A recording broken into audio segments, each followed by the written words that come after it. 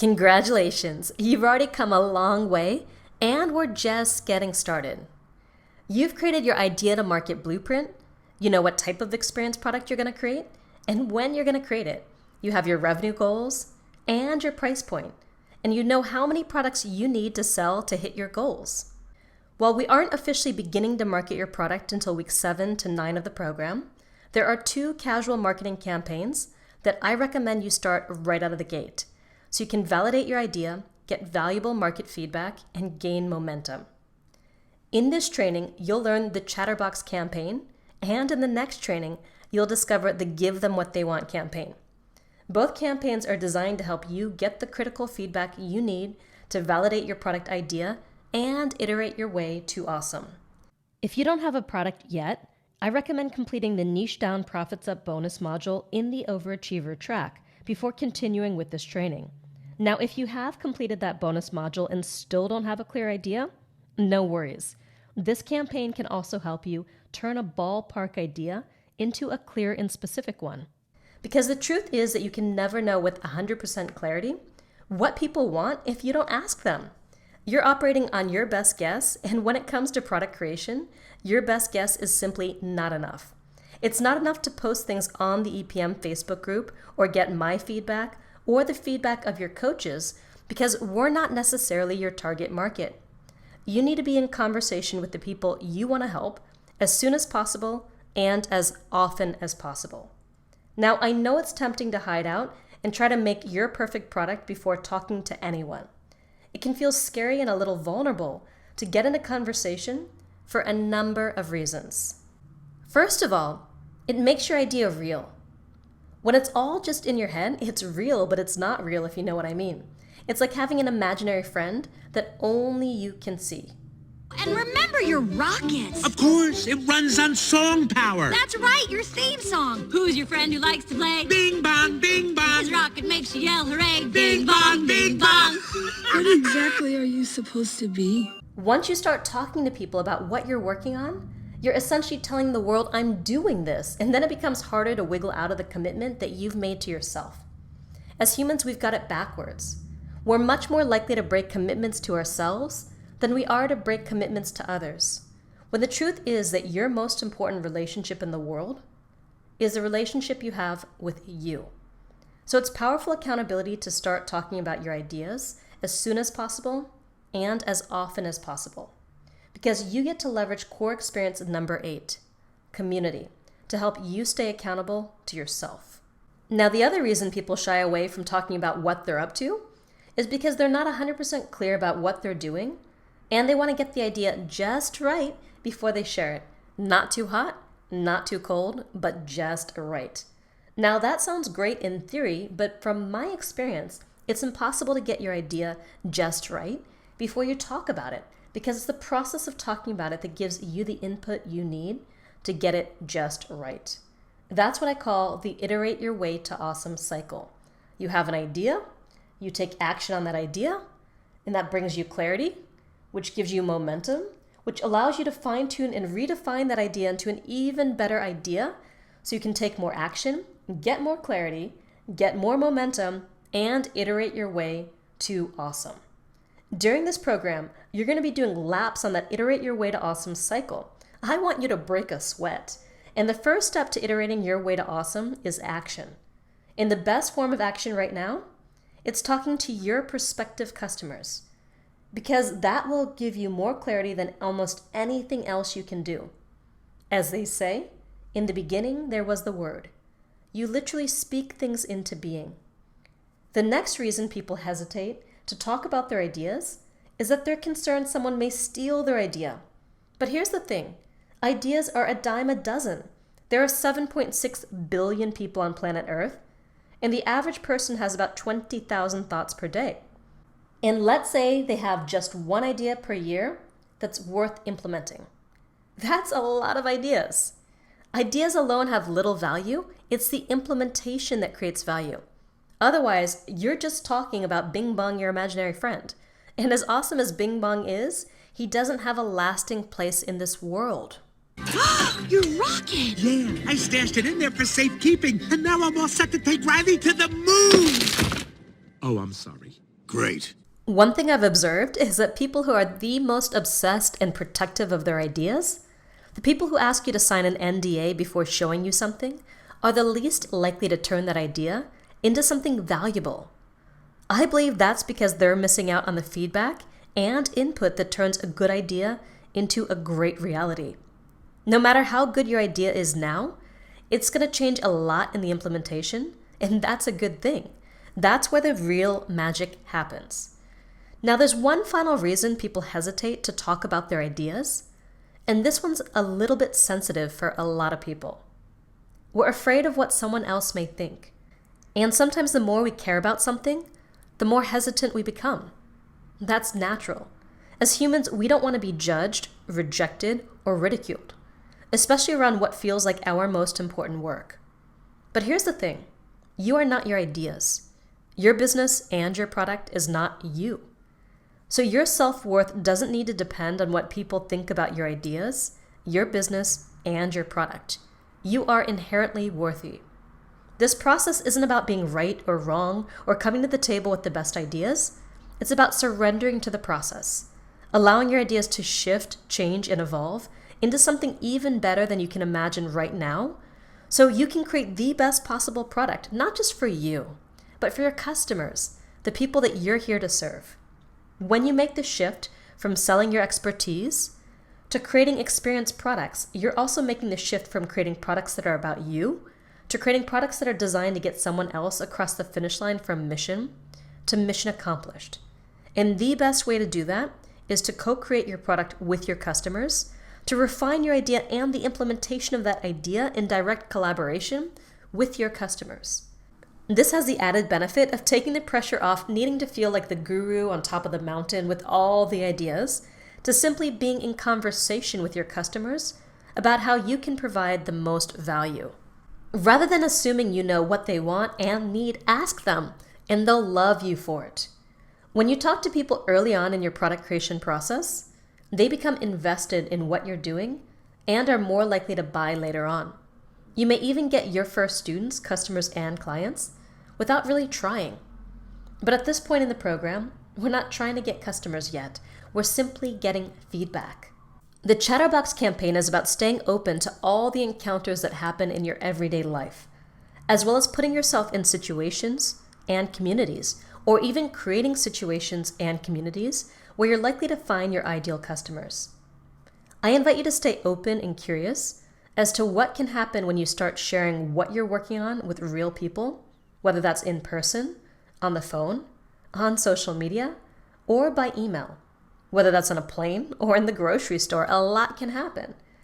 The core belief behind the Chatterbox campaign is that you never know when you're going to meet someone who could change your life and business forever, and vice versa. When you become the most present and engaged person in the room, amazing things can happen.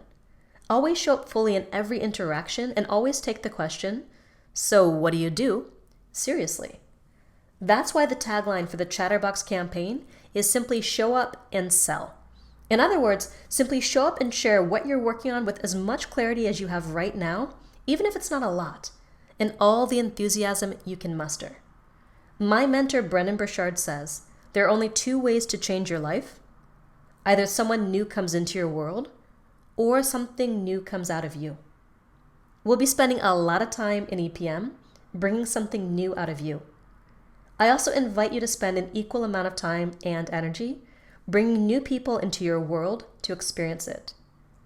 Every single moment and every single interaction is a unique and irreplaceable opportunity for connection, growth, and transformation. The question is whether you're going to take it. I can't tell you how many times I've observed the following situation at a networking event or in a social context. Person A asks person B what they do, and person B kind of mumbles something vague and uninspired. Person A listens, nods their head, and says, "Okay." Then they continue on as if nothing has happened. If that's how you're talking about what you do, then there's a problem. You're closing that space of possibility and sacrificing that once-in-a-lifetime opportunity by dismissing it, or treating it like it doesn't really matter. This training is all about reframing how we approach those moments. and becoming more present to the opportunities that surround you every single day, because your clients are everywhere. I want you to internalize that. Your clients are everywhere. I remember walking through the streets of San Diego with Murray.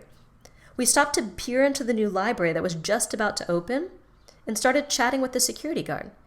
He asked me what I did, and I launched into my usual spiel. He leaned in to listen, and when I was done, he asked for my card. I gave it to him. Then a few weeks later, I was sick with the flu and went to the doctor. It was the first time we met, so we got to chatting. He asked what I did, and I launched into my usual elevator pitch. His eyes started to gleam, and he said, "The world needs more people like you," and asked for my card, and I gave it to him. Now, I don't know what'll happen as a result of these interactions, but here's a possible scenario. The security guard got off duty, went home, and as he was changing out of his uniform, he found my card in his front pocket. On a whim, he decides to look me up. Then he lands on my site and is inspired to subscribe. When he opens the email I send and tucks into the free gift, it triggers something deep inside of him, something that he forgot, something that he always wanted to do but just wasn't sure how. So he starts following me and starts reading every email I send. 2 years later, he enrolls in EPM. 1 year after that, he quits his job and enrolls in our mentorship program. 3 years after that, he's a well-known leader in the field of personal fitness. Now let me check in with you for a second. Do you think this scenario is possible? Yes or no? Is this scenario possible? To be honest, I'm absolutely amazed by the notes and emails we get from people. I always ask new customers where they first found me, and sometimes it's the result of a random encounter like this. Sometimes they watched one of my YouTube videos or saw me on a telesummit or was told by a friend to check me out, and 8 times out of 10, the way they found me was something I had long forgotten about. Every single day, in every interaction, you're planting seeds for your future. Now, these kinds of stories go on and on. My client Doug Hansen shared with me that he landed a multiple 6-figure contract from a man he met and inspired on the plane. Now, how many times have you sat down on a plane and tried to avoid eye contact with a weird-looking person next to you because you were tired and you didn't want to get into a long, drawn-out conversation? Well, the truth is that you don't know who that person is or who they know. Sometimes really successful or connected people don't look the part, especially when they're on a plane or at the grocery store. Some of the wealthiest people I know dress casual, and many of the most well-known artists and musicians dress crazy. Murray and I were walking through the Pearl District in downtown Boulder, Colorado with a friend.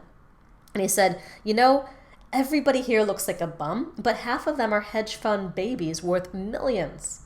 Now, my point is that you can't always judge a book by its cover. And the sum total of all these small interactions, whether they're chance encounters or referrals or partnerships, creates your tribe. Over the next 10 weeks, I want you to practice becoming present to the opportunities all around you and taking it seriously every single time someone asks you what you do. Don't discredit them because of how they look or give a dismissive response because you think it doesn't matter. Because let me tell you, it does matter. I went to Traffic and Conversion a few years ago, and the digital marketing team running the event shared that they were offering funnel consultations and told us to go to the back of the room, find someone in a pistachio-colored shirt, and fill out an application. So I went to the back of the room and tried to find someone in a pistachio-colored shirt. The first 2 people I saw were busy with other attendees, so I found someone else. I stopped her. She took one look at me and dismissed me. I'm short, I look young, and I was wearing these long pheasant feather earrings. She said, "I'm not supposed to give these out to just anyone. Are you prepared to invest?" And I said, "Yes, if the value is there. Can you let me know what I would be investing in?" And again, she dismissed me, asking instead, "Well, how much money do you make a month?" And I told her, and her eyes kind of bulged out of her head, and she fumbled and got out the application. So I filled it out, and they never got back in touch with me. If that woman was better trained and more invested in her work, I would have been willing to consider investing $17,000 in a done-for-you funnel package. But she wasn't. So they missed out on the opportunity to turn me into a customer and raving fan. So how many times do you think something similar has happened to you? How many times has someone expressed interest in what you do and you failed to show up or follow up? Well, what if, starting today, you drew a line in the sand and you said, "You know what? I'm going to treat every moment and every interaction as an opportunity for transformation." And then you start to practice. The next time you're in line at the grocery store, strike up a conversation with the person standing behind you. The next time you board a plane, introduce yourself to the person sitting beside you. The next time someone expresses interest in what you do, hand them a card and follow up. Now, in addition to showing up more fully in the everyday interactions you're already having, the Chatterbox campaign is also about seeking out opportunities to talk about what you're working on with prospective customers. Now, you can do this by reaching out to people you already know via text, phone, Skype, email, Facebook, you name it, and starting conversations around your topic. The best way to start new conversations is to ask people qualifying questions that help you identify whether or not they're a fit for your product. Now, you can do this either verbally or in writing. It simply comes down to identifying a single question that will quickly pre-qualify your prospects. I did this when I wanted to fill my $28,000 mastery program. I needed to recruit 10 people, and I had less than a month to do it. So I started Facebook conversations with people that I had met along the way who I thought may be a fit. I simply asked them one question in Messenger. I'm curious, are you part of any programs, groups, or masterminds to grow your business? How are you getting to the next level? And they'd answer. Then based on their answer, I'd either invite them deeper into conversation with me, or I'd let them know what I was up to and see if they knew anyone who'd be a good fit. Even if they weren't a fit and didn't know anyone who was a fit, we still had the opportunity to connect, so no harm, no foul. You can also use this qualifying question when you're meeting someone in person. If you're not answering the question, so what do? You can ask them a qualifying question to quickly steer the conversation to your topic. My friend Brian Wen used to do this. He wanted to fill his year-long program, and he did it by inviting people to small private workshops at his home. So here's what he did. First, he thought about where his ideal clients were hanging out, and he thought that he might find a lot of them at the Agape Spiritual Center here in Los Angeles. Next, he went to Agape and would walk up to people as they were leaving and ask, "Excuse me, are you a coach, counselor, or healer?" And if they fit that description, they usually say something like, "Yeah, why do you ask?" Then he'd ask a second question. Do you ever feel sleazy or uncomfortable selling your services even though you know people could use your help? Now, pretty much every time, since they were coaches, counselors, healers, they'd say yes. Then he'd invite them to a free private workshop a few days later at his house on exactly that. I'm doing a free workshop on Tuesday evening to teach coaches, counselors, and healers how to feel more comfortable selling what they do. Would you like to come? And then he'd hold the workshop, offer his program, and do really well. Now, if they weren't a coach, counselor, and healer, and they asked him why he asked, he'd simply say something like, "I'm holding a free workshop on Tuesday evening for coaches, counselors, and healers who feel uncomfortable or sleazy selling their services even though they know they can help. Do you know someone like that?" And he'd often get referrals. He could make his minimum revenue goal just from hanging out at Agape a few Sundays and holding a couple free workshops. Sales and marketing really can be as easy as that. And this is why the Chatterbox campaign is one of the most simple and effective campaigns there is. So the first step in the Chatterbox campaign is to come up with a qualifying question or a way to start a conversation around your offer. Now, you could steal my qualifying question if it's relevant to you and just swap out the word business for health, relationship, or whatever mega niche you're in.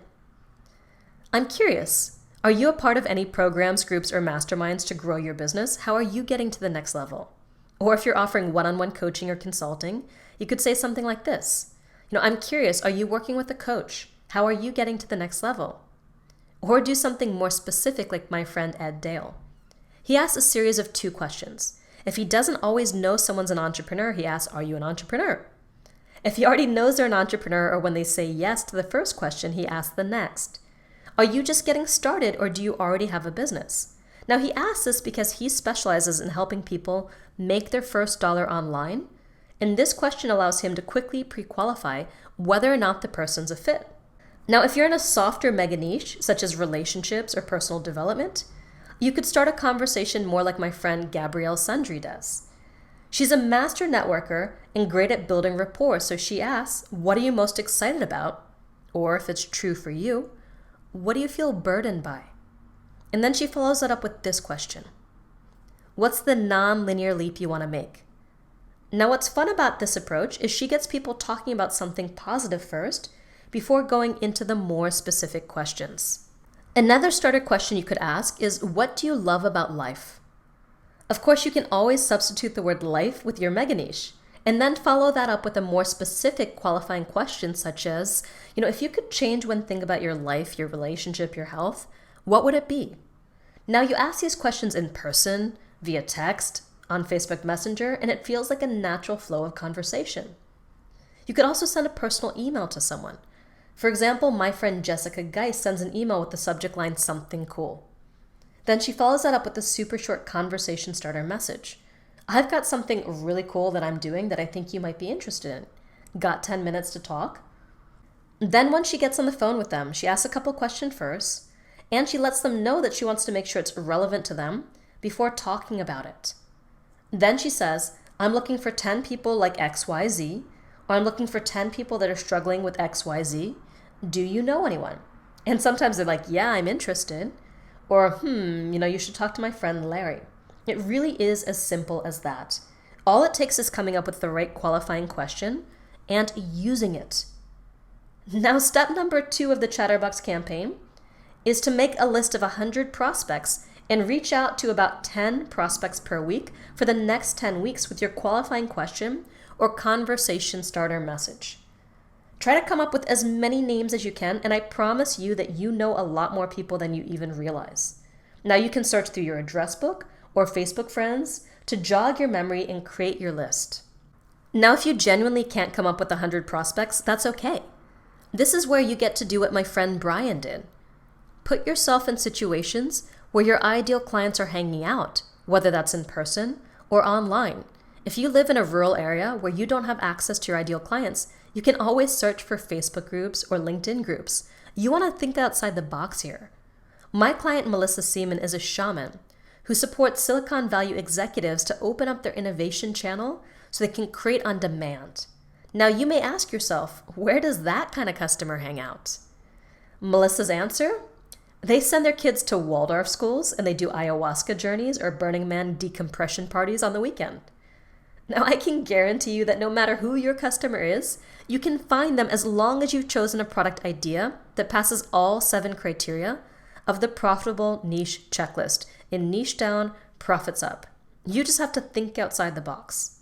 Business networking does not look the way you think it may. It doesn't have to be limited to Chamber of Commerce meetings or anything stuffy like that. You can find the best customers in the most interesting places, I promise you that. If you commit to doing step number 2, there's a good chance you can reach mission accomplished just from this. And I've still got another 5 marketing campaigns to teach you. You so got this. Now, step number 3 is to simply continue talking to everyone you meet and never discounting the question, so what do you do? Remember, your customers are everywhere and all you need to do is show up and the world is yours. Next is step number 4. Once you find someone in these conversations that's a good fit for what you do, you want to transition them to a phone call or follow-up meeting. Now, here are a few phrases you can use to do that. It sounds like you would benefit from blank. If I can help you with that, would it be worth a conversation? I was just talking with one of my clients about that earlier today. Would you like to know more? Or even, how much time, money, effort do you spend daily on XYZ? Would you like a better way to do that? Then when they say yes, you want to schedule that follow-up call or meeting as soon as possible, ideally within 2 to 5 days of your initial conversation. The longer you wait between initial interest and follow-up conversation, the lower your chance of making a sale. You want to strike where the iron is hot. Now, if you're talking to someone in person, I recommend getting out your phone and finding a time right then and right there. Now, if you're messaging someone, you can propose a few times or get fancy and drop them a link to an online scheduler. Then step number 5 is to simply have the conversation. At this point early in the program, the goal is to field test your ideas and get more clarity by talking to your ideal customers. Now, you may happen to get a sale or 2 along the way, and that's great, but the first goal is to simply get the feedback that you need to know you're on the right track. One caveat here. Be careful who you take advice from, and don't let any one person sway you in a particular direction.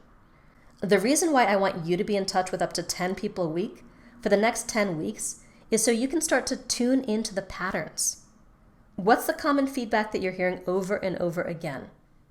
And you can ignore all the outliers and the one-off suggestions that could send you down a rabbit hole if you're not careful. My very first coach told me, Marisa, there are only two people you should listen to, people you're paying for advice and people who are paying you. Now I know at this point you may not have people who are paying you, but I definitely recommend paying more attention to your ideal clients than to people who aren't a fit and wouldn't buy even after you've nailed your product and offer. So remember to look at the patterns and ignore the wild cards or one-off suggestions that just don't make sense for you. Finally, step number 6 is super critical. You want to track every single connection that you make so you're crystal clear on how many conversations you're having, and you're keeping detailed notes and contact info so you can quickly and easily follow up with someone later. You never know. Someone who says no today may be interested in working with you a month from now or even a year from now. That happens to me all the time, and you're going to be glad you have all this info in one place the next time you're launching a product. And that's why we include a prospect tracking sheet for you to use, and I recommend you use this religiously. Now, on the first tab of the spreadsheet is simply a list of each person you're in touch with. You have their contact info, a field for who you met, the last contact you made with them, and any notes about your conversation. And then there's a field for when you want to follow up with them next. I also recommend scheduling calendar reminders for key follow-ups so you don't forget. Every name on the sheet is gold, and you want to treat them that way. Next, there's a monthly tracking sheet so you can track every Chatterbox campaign activity that you're doing and where you're doing it. This helps you stay consistent with your sales and marketing efforts every single week, and it gives you the bird's eye view on how these efforts are going. Now, we have some sample activities you could start with, like having connection calls or bigger discovery sessions, going to networking events or coffee dates, asking for referrals, whatever it happens to be, posting on social media. You don't have to do all of these. Choose the ones that work for you. Feel free to customize these activities to make them more relevant to you, who you've got access to, and where you live and all of those things. Now, success in business is a numbers game. It's not about having the best idea. It's about being consistent with what you're doing. If you're consistently getting into conversation around your product in the way you've just learned how to do, you will hit mission accomplished and beyond. It's as easy as that. Your mission, should you choose to accept it, is to start a Chatterbox campaign right now and either meet or reach out to at least 10 people a week for the next 10 weeks so you can get more clarity and more customers. If you do this one thing, your business will change forever. I promise you that. You in? Good. In the next and last training in this module, you're going to learn one more way to get the feedback you need to finalize your product idea and nail your offer. Boom.